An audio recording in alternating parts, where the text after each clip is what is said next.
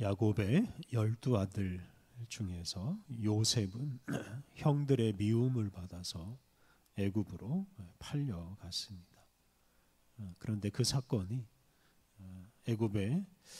야곱의 가족을 애굽으로 이끌어 가시는 하나님의 섭리입니다.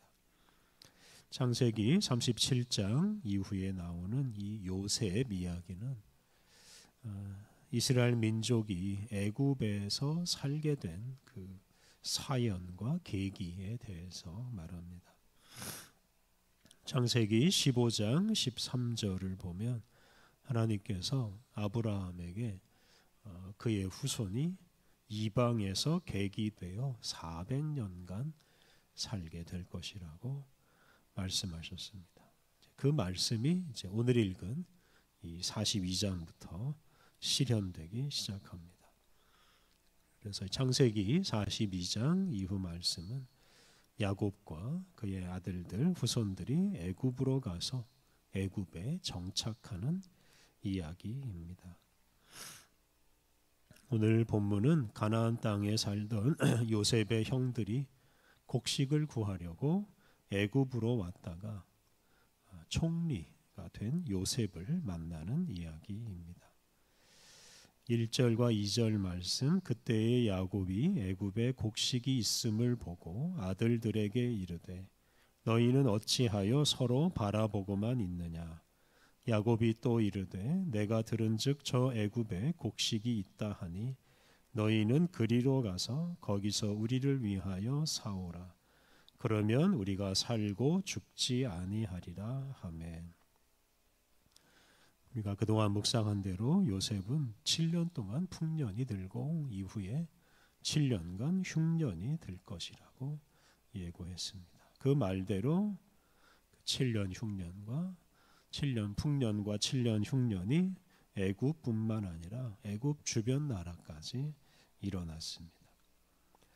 야곱의 가족이 사는 가나안 땅에도 흉년이 계속되었고, 그러자 야곱은 아들들에게 애굽으로 가서 곡식을 사오라고 말했습니다.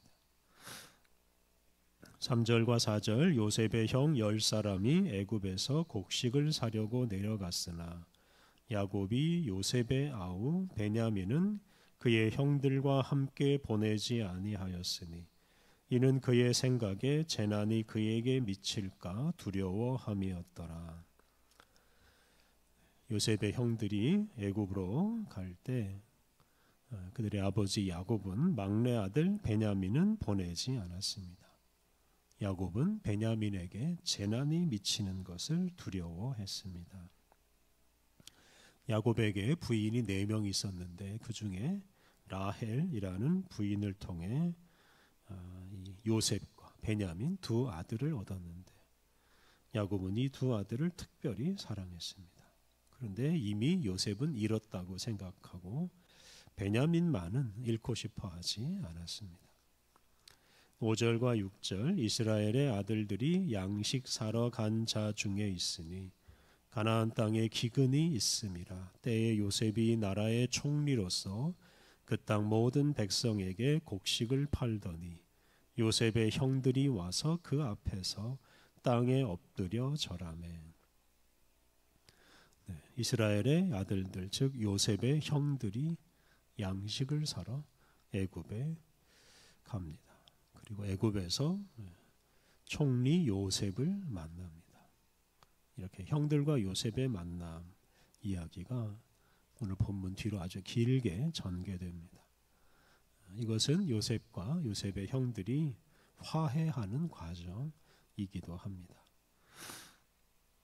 7절과 8절, 요셉이 보고 형들인 줄 아나 모르는 채 하고 엄한 소리로 그들에게 말하여 이르되 너희가 어디서 왔느냐. 그들이 이르되 곡물을 사려고 가나안에서 왔나이다. 요셉은 그의 형들을 알아보았으나 그들은 요셉을 알아보지 못하더라. 요셉은 단번에 형들을 알아보았지만 모르는 채 합니다. 반면에 형들은 요셉을 전혀 알아보지 못합니다. 노예로 팔려간 요셉이 애굽의 총리가 된 것을 상상하지 못했기 때문입니다. 요셉은 형들을 모르는 채 할 뿐만 아니라 형들과 화해하기 위해서 형들을 아주 엄하게 대하면서 그들을 시험하기 시작합니다. 9절 요셉이 그들에게 대하여 꾼 꿈을 생각하고 그들에게 이르되 너희는 정탐꾼들이라 이 나라의 틈을 엿보려고 왔느니라. 요셉은 형들을 보면서 그들에 대하여 꾼 꿈을 생각했습니다. 그 꿈은 창세기 37장에 나오는 요셉이 꾼 꿈입니다. 요셉은 형들이 자기에게 절하는 꿈을 꾸었습니다. 그런데 형들이 자기에게 와서 곡식을 구하고 절하는 그런 모습을 보면서 그 꿈을 생각하게 되었습니다. 요셉의 그 꿈이 드디어 현실이 된 것입니다. 사실 그 꿈은 요셉으로 하여금 길고도 험한 세월을 이기게 하는 힘이 되었습니다. 그래서 요셉은 그 꿈이 실현되는 날을 기다리며 살아왔다고도 할 수 있습니다. 그런데 그 꿈이 실현되었지만 요셉은 형들에게 자기를 밝히지 않습니다. 그리고 형들의 마음을 확인하고자 합니다. 아직도 자기를 미워하는지, 형들이 반성하고 있는지 이런 마음을 확인하고 싶어 합니다. 그리고 형들의 마음을 다 확인한 후에 또는 형들의 마음이 변화된 후에 요셉은 자신의 신분을 밝힙니다. 요셉은 형들이 나라의 틈을 엿보러 온 정탐꾼이다 라고 형들을 몰아세웁니다.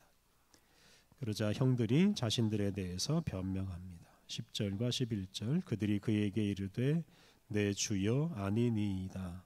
당신의 종들은 곡물을 사러 왔나이다. 우리는 다 한 사람의 아들들로서 확실한 자들이니 당신의 종들은 정탐꾼이 아니니이다.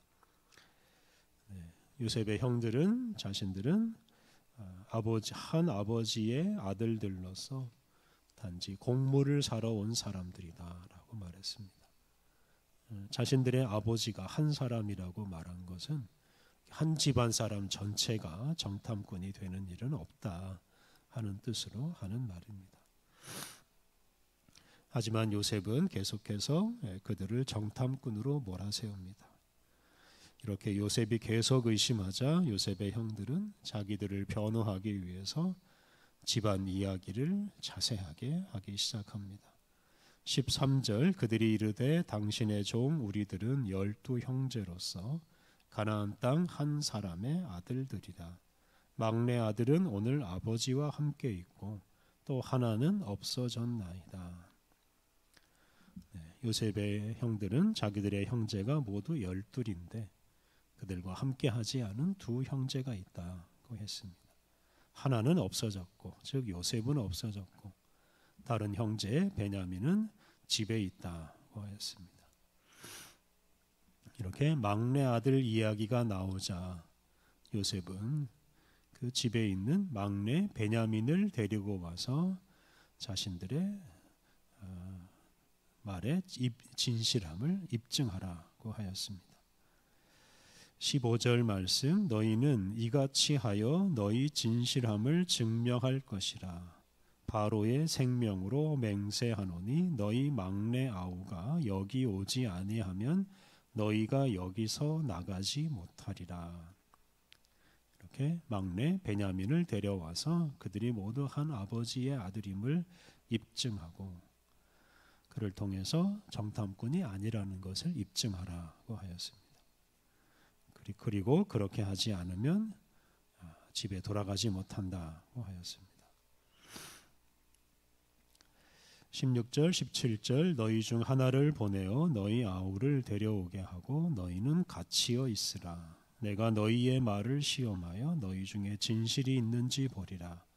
바로의 생명으로 맹세하노니 그리하지 아니하면 너희는 과연 정탐꾼이니라 하고 그들을 다 함께 3일을 가두었더라. 요셉은 한 사람만 집에 돌아가서 베냐민을 데려오고 나머지 형제들은 애굽에 남아 있어야 된다 하였습니다. 그리고 그들을 3일 동안 가두었습니다. 그런데 요셉이 마음을 바꿉니다.